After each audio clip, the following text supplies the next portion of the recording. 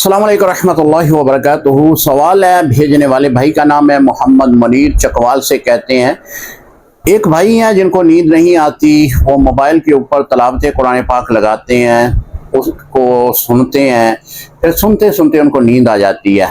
तो क्या ऐसा करना शरई तौर पर जायज़ है? मोहतरम, कोई मज़ाइका नहीं है।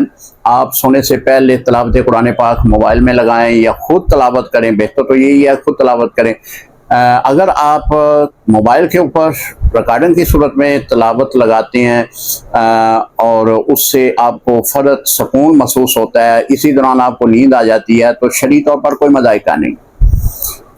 अगर आप दुरूद शरीफ पढ़ेंगे, आपको नींद नहीं आ रही, दुरूद शरीफ पढ़ें या ज़िक्र इलाही में मसरूफ़ हो जाएं तो आपको नींद आ जाती है। इसकी बड़ी वजह ये होती है कि शैतान ये अमल जो है वो ज़्यादा देर तक आपके साथ वाबस्ता नहीं रहने देता, क्योंकि आपके नामा अमाल में नेकियां लिखी जा रही होती हैं।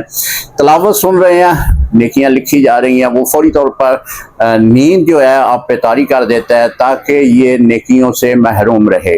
बहरहाल, जो आपने सवाल किया उसके मुताबिक जवाब यही है कि अगर वो सोने से पहले तलावत कुरान पाक सुनते हैं तो इस तरह नींद आ जाती, शरई तौर पर कोई मज़ाइका नहीं है। अस्सलाम वालेकुम रहमतुल्लाहि व बरकातुहू।